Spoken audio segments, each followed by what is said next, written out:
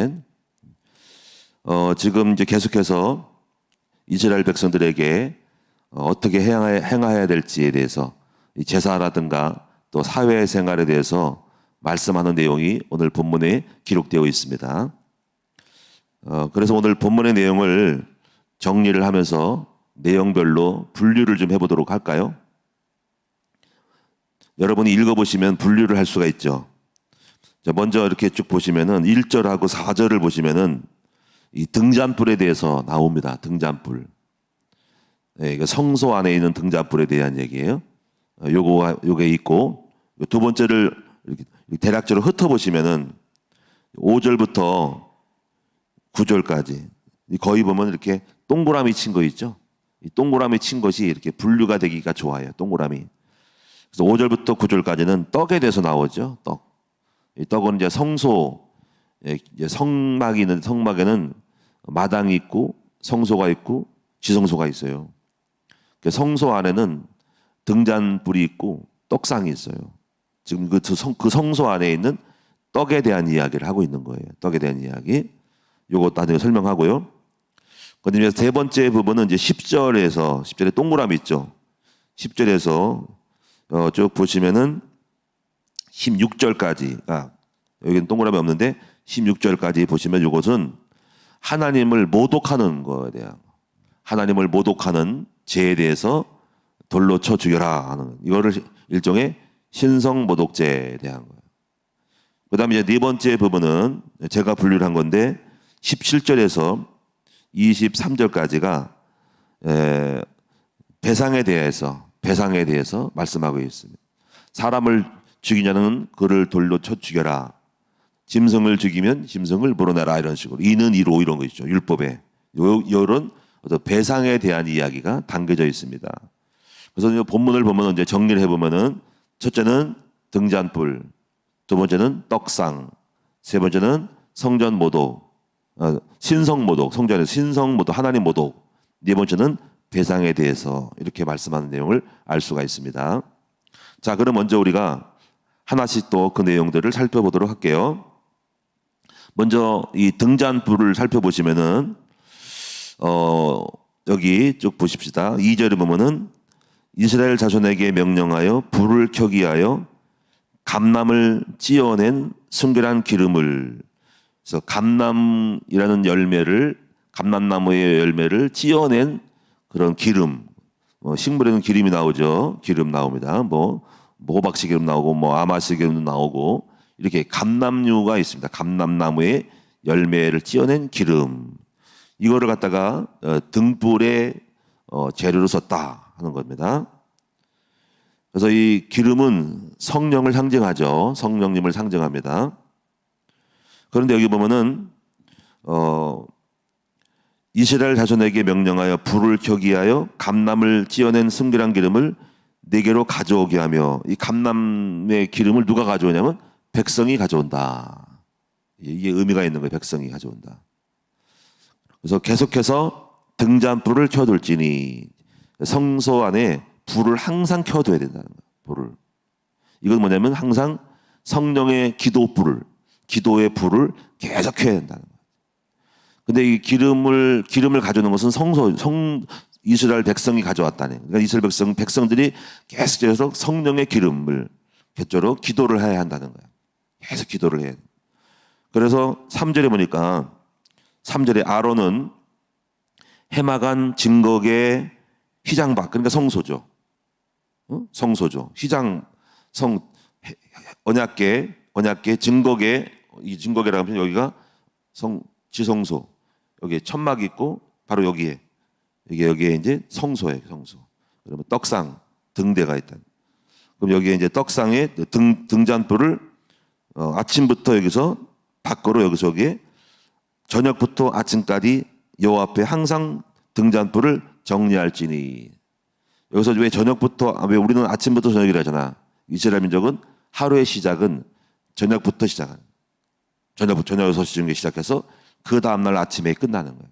그래서 항상 표현할 때 시작을 저녁부터 아침까지.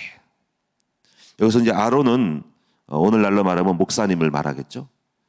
아론이 직접적으로 등잔불을 정리를 하는 거야. 등잔불을. 다시 말하면은 이제 그 성소 안에 불이 꺼지지 않도록 항상 아침부터 저녁까지 기름을 넣고 관리를 해야 한다는 거야. 아론이. 목사님이 해야 한다는 거야. 목사님이.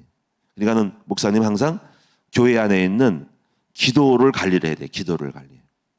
그 기도불이 꺼지지 않도록 늘 아침 저녁으로 기도불을 등잔불을 관리해야 된다는 거죠. 자, 그래서 우리가 4절에 보니까 그는 여호와 앞에서 순결한 등잔대의 등잔들을 항상 정리할지니라 하는 거예요. 자, 우리가 이제 이 부분에서 우리가 중요한 게 먼저 우리가 등잔불이 있기 전에는 등잔대가 있어요. 응? 불을 이렇게 피면은 등잔대가 있죠. 등잔대가 있고 등잔을 이렇게 올려놓는 거야. 등잔. 그러면 잔을 갖다가 올려놓는 거지. 이게. 근데 그게 등잔대는 기둥이 하나 있어. 기둥. 하고 기둥 옆에 세 갈래씩 바로 등잔대가 이렇게 있어요. 그래서 전부 합해서 하나, 둘, 셋 해서 7개가 있다. 7개. 7개는 숫자는 성령님의 완전한 수다. 그래서 7개에 이렇게 있다.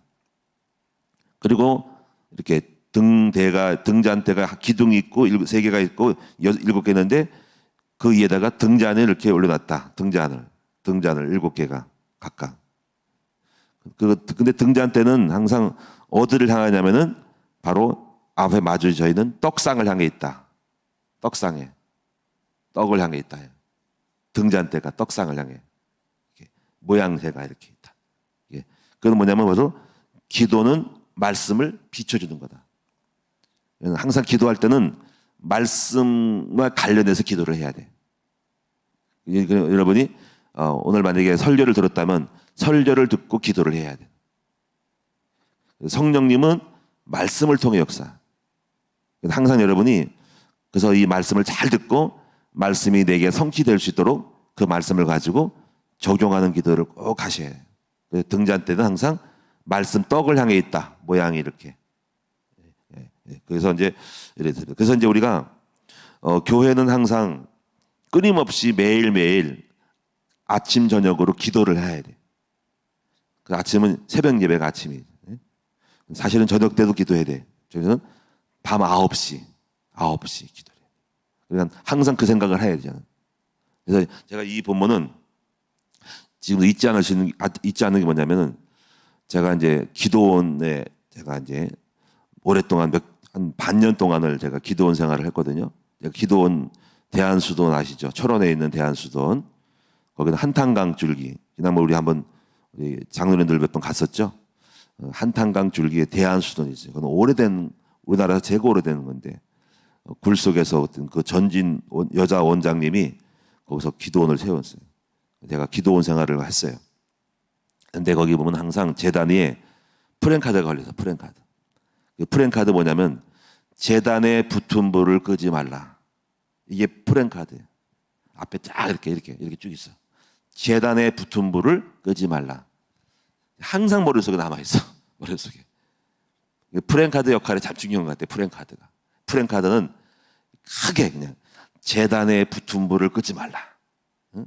그게 있어. 그러니까 그거를 내가 청년 때 보고 각인이 됐어. 새겨졌어. 그래서 처음에는 성경 말씀을 모르니까 잘 몰랐는데 이 생각에서 교회는 항상 기도불을 끄면 안 되는구나라는 거를 이렇게 백했어. 그래서 그 마음이 있어가지고 목회를 하면서도 끊임없이 제가 항상 제가 늘 특별한 일 아니면 새벽 예배 늘 나오고 빠진 일 없어요.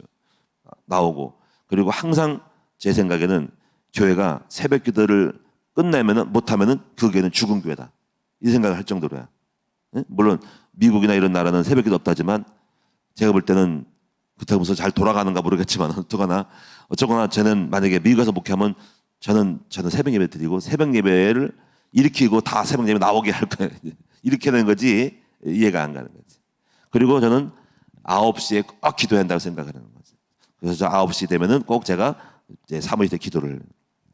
근데 이슬람 사람들은 보면 제가 참 뭘 봤냐면은 카자흐스탄을 제가 갔었거든요. 제가 카자흐스탄에 제가 거기 교회가 있어가지고 1년에 한두 차례 말씀 공부하러 거기도 똑같은 우리 교회 신학교가 있었어요. 제가 강사로 갔었습니다. 그러면 이제 그 목사님과 같이 거기 이슬람 교회를 가요. 이슬람 교회. 그 이슬람 해당 카자흐스탄에 엄청 큰 성전이 있습니다. 어마어마하게 커요. 어마어마하게 커요. 근데 그 안에 들어가잖아요. 문이 항상 열려 있어요. 거기는 이런 의자가 없이 전부 카페트로 쫙 카페트. 그러면요 항상 거기는 사람들이 와서 늘 기도를 해요.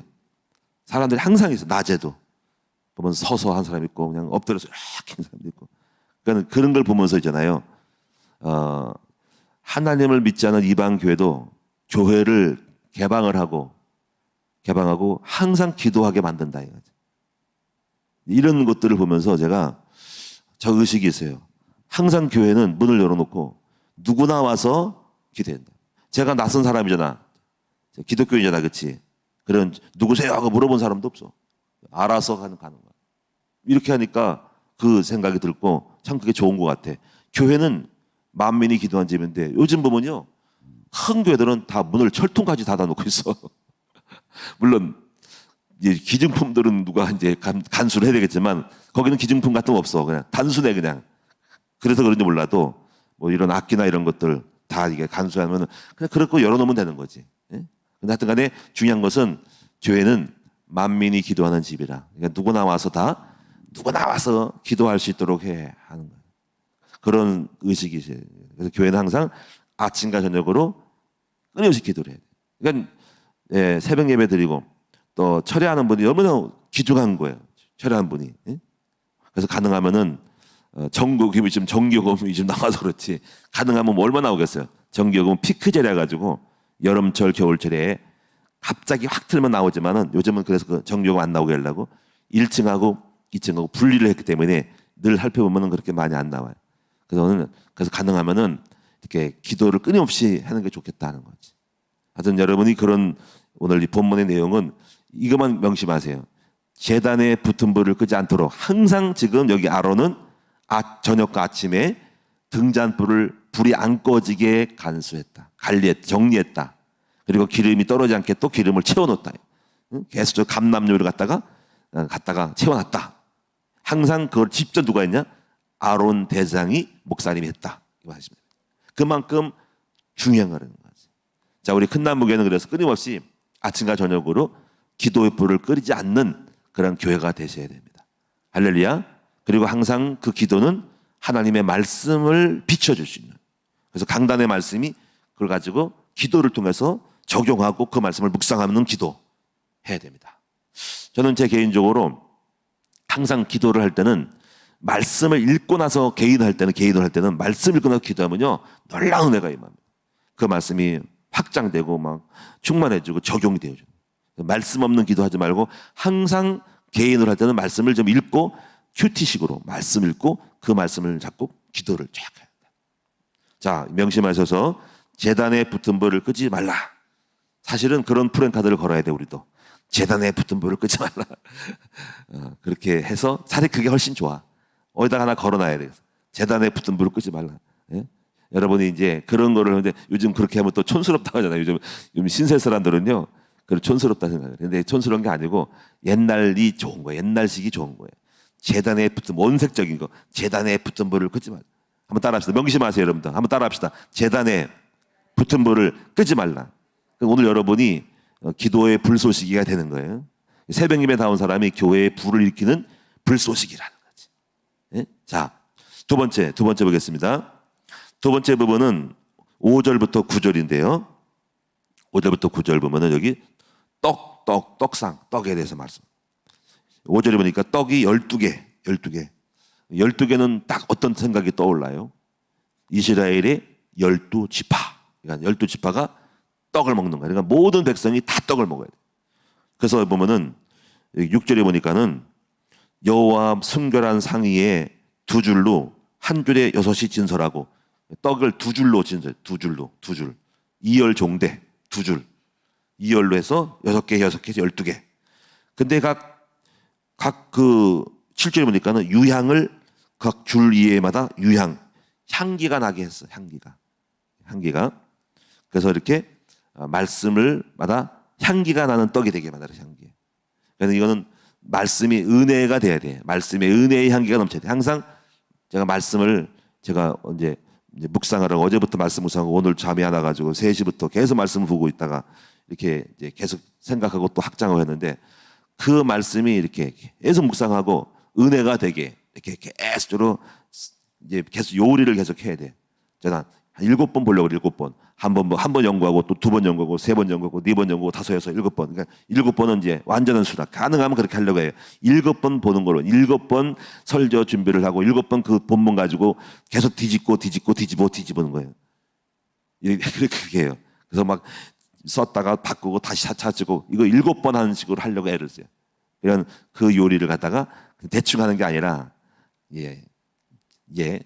계속 보고 그 말씀이 향기가 나게 은혜가 되게 그걸 깨달아지게 내가 감동받게 내가 먼저 감동받아 내가 은혜 받아야 돼 내가 감동받게 이렇게 해서 계속 해야 됩니다.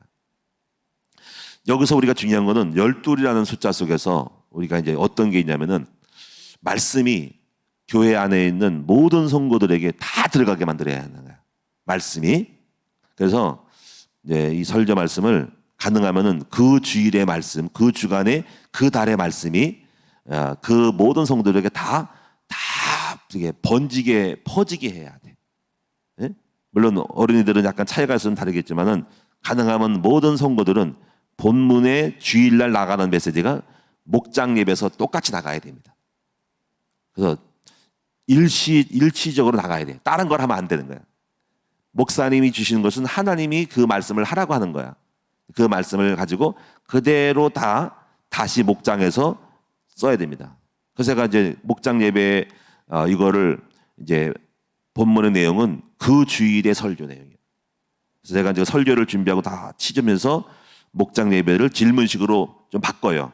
질문식 바꿔가지고 이렇게 하다 보면 또 이제 이거 포럼하다 보면 길 수 있겠다 생각하지만 뭐 여러분 지혜로우니까 그래서 다 하려고 하지 말고 시간 되면은 그냥 그 시간에 끝내고 다 하는 거는 좀 여러분이 좀 지혜롭지 못한 거니까 하여튼 간에 저는 다양한 질문법을 많이 줘서 소스를 많이 줘가지고 내용이 모자라면 또 못하는 더 안 좋은데 많으면 자르면 되거든요. 그러니까 많이 줘가지고 거기서 골라서 하면 되는데 항상 중요한 거는 그 주일의 본문을 모든 성도가 다시 적용할 수 있도록 질문식으로 바꿔서 성경 그 목장 예배 드리도록 한다는 거. 말씀이 다 들어가야 한다는 거. 그리고 또 뭐가 있냐면 우리가 은혜 받는 거를 어른만 하면 안 되고 교회 이거 생각해. 교회에는 연령층에 하나님의 말씀이 다 들어가도록 그런 은혜 받는 시간을 가져야 됩니다. 그래서 늘 생각하는 거예요. 여름 학교회 때 태영아부, 유치부, 유초등부, 중고등부, 청년부 또 모든 사람이 이렇게 말씀이 다 또 골고루 또 분야별로 우리 이번에 목사 후보생들, GMC 후보생들 다 그래서 모든 거를 목회자는 계산하고 여기 12의 떡덩이처럼 모든 것이 다 떡을 먹도록 이렇게 만들어지는 생각하고 있습니다. 이런 것들 그러니까 뭔가 이번에 뭐 예를 들면은 여름철인데 우리 중고등부에서 수련회를 안 할 거예요 이러면 제가 섭섭해요. 왜 섭섭할까요? 목사는 그게 있어요. 뭐가 한 부서가 빠지면 왜 안 하지? 어떻게라도 해든지 해야 되는데 안 가더라도 앉아서라도 뭐라도 외우든지 해야 되는데 이게 책임이 있어. 목회자는 전 성도 골고루 연령층의 분야에 다 분야별로 말씀이 떡을 먹도록 하는 책임이 있어요. 그 12동의 떡을 만든 거예요. 그거를 관리하고 있다는 거죠. 자, 이렇게 보시면 되겠습니다. 그 다음에 이제 세 번째 부분은 신성모독에 대한 거예요. 신성모독에 대한 거는 어떻게 보면 여러분이 지금 여기서 할 수 있는 시간은 아니지만 참고로 아셔야 할 것입니다. 여기서 신성모독은 뭐냐면은 여기서 10절에 어머니가 이스라엘 여인이고 아버지는 애굽 사람인데 그 자식이 뭐 불신자인지 아버지 말을 들어서 그런지 하나님을 모독하는 거지. 그래서 모독할 때 그 사람을 하나님을 저주한 것을 들은 사람들이 그 사람을 끌어내 가지고 그걸 들은 사람들이 그 사람의 머리에 손을 얹어. 그리고 나머지 사람들은 백성은 돌로 쳐서 그 사람을 죽이는 거예요. 그 들은 사람들의 귀가 더럽혔기 때문에 신성모독에 대한 거예요. 근데 신성모독에 대한 거는 요것만 생각하지 말고 제가 요거를 좀 폭이 넓은 걸 생각하는데 그게 뭐냐면은 신성모독이요. 역사 속에서 크게 이제 신성모독이 어마어마한 교회적으로 하나 있었고 앞으로 말세에 적그리 또 나타나서 신성모독을 합니다. 근데 그거는 뭐냐면 다니엘서 11장에 보면은 안티오코스 에피파네스 4세 이게 뭐냐면 여러분 한번 성경을 한번 찾아봅시다. 그거 참고로 신성모독에 대한 큰 거를 찾아봐. 다니엘서 11장을 보겠습니다. 다니엘서 11장. 요거는 오늘 깊이 다루긴 어려운데 나중에 개인적으로 전도사님들은 가서 읽어보세요. 11장 이게 11장이 남방왕과 북방왕에 대한 이야기인데 먼저 이 11장의 어떤 중요성을 알려주기 위해서 우리 1절하고 3절을 좀 읽어보고 중간에 설명할게요. 자, 11장 2절, 3절 다 같이 읽어보겠습니다. 다니엘서 11장 2절, 3절 다 같이 시작. 이제 내가 참된 것을 네게 보이리라. 보라, 바사에서 또 새 왕들이 일어날 것이요. 그 후에 넷째는 그들보다 심히 부유할 것이며 이 넷째가 중에 그가 그 부유함으로 강하여진 후에는 모든 사람을 충동하여 헬라 왕국을 칠 것이며 장차 한 능력 있는 왕이 일어나서 큰 권세로 다스리며 자기 마음대로 행하리라. 그러나 그가 강성할 때 그의 나라가 갈라져 천하 사방에 나누일 것이나 그의 자손에게로 돌아가지도 아니할 것이고 또 자기가 주장하던 권세대로도 되지 아니하리니 이는 그 나라가 뽑혀서 그 외에 다른 사람들에게 돌아갈 것이니라. 여기서 설명하고 다음은 넘어갈게요. 여기 보면은 2절에 내가 참된 것을 말하는데 다니엘이 예언하는 사실적인 거예요. 여기 3절에 장차한 능력 있는 왕이 일어난다는 것은 알렉산더 대왕이에요. 알렉산더 대왕 아시죠? 헬라의 알렉산더 대왕. 그 알렉산더 대왕이 30몇 살 때 병들어 죽죠. 원정 갔다가. 근데 그가 죽은 후에 그는 자식이 결혼해서 있는지 몰라도 이 자식이 있죠. 있는데 그 자식에게 왕권에 돌아가지 않고 그가 죽은 후에 사후에 4명의 장군들에게 나라가 갈라져. 알렉산더 영토가. 그 영토가. 그 중에 하나가 셀루쿠스라는 왕인데 이 사람이 바로 북방왕이에요. 북방왕. 나중에 기억하세요. 셀루쿠스. 이게 작은 뿔이요. 이 사람이 후손 중에 안티오코스 에피파네스 4세가 나옵니다. 이 4세. 이게 적그리스도를 상징하는데 이 남방왕은 프톨레미 1세인데 애굽을 다스리는 사람이 애굽. 이 남방왕과 북방왕이 한번 붙어. 이거예요. 그 얘기 하는 거예요. 자, 넘어갑시다. 넘어가시면요. 28절. 다니엘서 11장 28절. 자, 이 북방왕에 대한 것이 신성모독하는 걸 말하려고 하는 거예요, 제가. 28절. 제가 읽어볼게요. 북방왕은 많은 재물을 가지고 본국으로 돌아가리니 그는 마음대로 거룩한 언약을 거스리며 자기 마음대로 행하고 본토로 돌아갈 것이며 쭉 봅시다. 30절.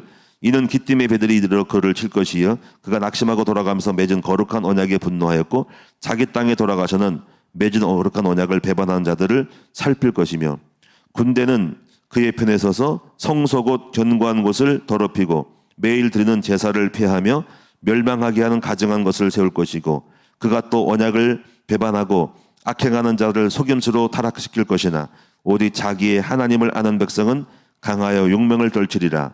백성 중에 지혜로운 자들이 많은 사람을 가르칠 것이나 그들이 칼날과 불꽃과 사로잡힘과 약탈을 당하여 여러 날 동안 몰락하리라. 쭉 넘어가세요. 36절. 그 왕은 자기 마음대로 행하며 스스로 높여 모든 신보다 크다 하며 비상한 말로 신들의 신을 대적하며 형통하기를 분노하심이 그칠 때까지 하리니 이는 그 작정된 일을 반드시 이루실 것임이라. 쭉 내려가서 여러분은 이제 41절. 그가 또 영화로운 땅에 들어갈 것이고 많은 나라를 패망하게 할 것이나 오직 에돔과 모압과 암몬 자손의 지도자들은 그의 손에서 벗어나리라. 왜냐하면 이 사람하고 짝짝꿍이 돼가지고 협력해서 이 멸망을 피해요. 42절. 그가 여러 나라들의 손을 펴리니 애굽 땅도 면하지 못할 것이니 그가 건설로 애굽의 금은과 모든 보물을 차지할 것이라. 리비아 사람이 그 사람이 그의 시종이 되리라.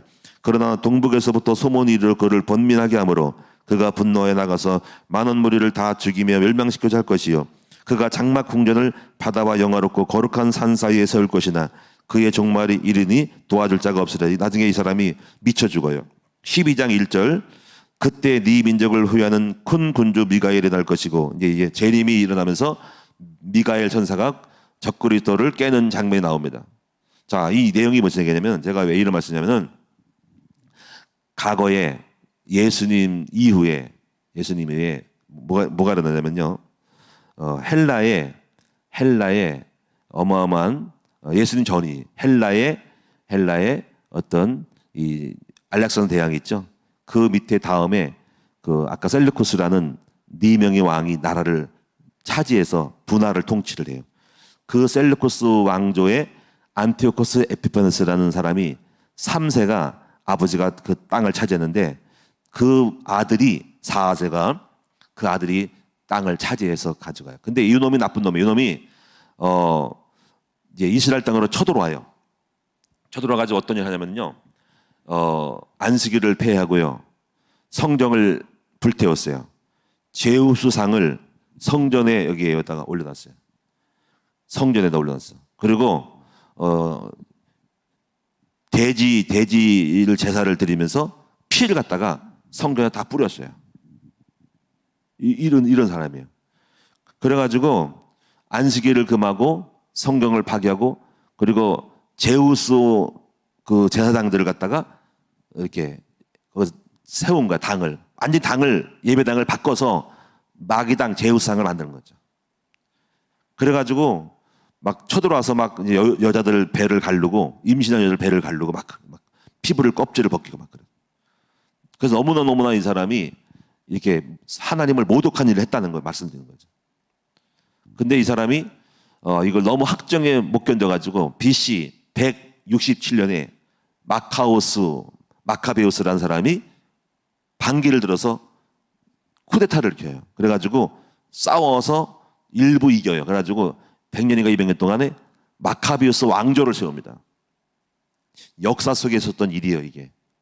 그런데 문제가 뭐냐면요, 요런 놈이, 이 신성을 모독한 사람이 예수님 재림 전에 적그리스도가 나타난다는 걸 말씀드리고 싶은 거예요. 똑같이 지금 이 짓을 하야. 말세에. 이게 다니엘서 해서 말하는 북방왕이라 그 말이에요. 북방왕. 아까 12장 1절에 보면은 네 민족을 후회하는 군대 미가엘이 나타난다는 말은 보면 지금 재림하고 연결된 거예요. 재림. 성경은 구약의 옛날 얘기를 하면서 새로운 신약에 대한 거를 암시하고 있다는 걸 알아야 돼요. 그러니까 이렇게 신성 모독하는 것이 아까 말씀드렸는데 그 정도가 아니고 교회적으로 파괴하는 어마어마한 세력이 나타난다. 이렇게 보시면 됩니다. 그래서 북방왕, 남방은 애굽이고 북방왕이 더 세서 작은 뿔, 나중에 계시록 다니엘 보면 작은 뿔, 북방왕이 고놈이 적그리스도다. 그래서 이 사람의 이름이 근데 이 사람이 그렇게 모독하다가 마카베우스가 일어나서 BC 167년에 일어나서 전쟁하잖아요. 3년 만에 죽어요. 죽은데 어떻게 죽냐면 갑자기 발작을 해요. 역사 속에 보면 발작을 해요. 갑자기 미친 짓 하고 발작하다가 갑자기 죽어버려요. 그리고 이거는 병들어 죽은 게 아니라 하나님이 쳐서 죽인 거야. 이게 적그리스도야. 그래가지고 그 사람에 대한 이름이 이거예요. 안티오코스 에피파네스라는 이름은 신의 현현이라는 거야. 신의 현현. 하나님처럼 된 사람이 등장했는데 그 이후에 이스라엘 유대인들에게는 이름이 바뀌었어. 안티오코스 에피파네스에서 안티오코스 에피마네스로 바뀌었어. 에피마네스. 이거 무슨 냐면은 미친놈의 등장. 예, 미친놈의 등장. 이래가지고 그 사람에 대한 역사를 이스라엘 민족의 백성이 얘기하면은 안티오코스 에피 실제로 있던 인물이기 때문에 그 신의 현현이 아니라 안티오코스 에피파네스가 아니라 에피마네스란 그것이 미친놈의 등장이라는 뜻. 그래서 이름이 됐다는 걸 아셔야 됩니다. 근데 이 적그리스도가 그때 신성모독하는 사람이 마지막 예수님 재림할 때 또 한 번 등장한다.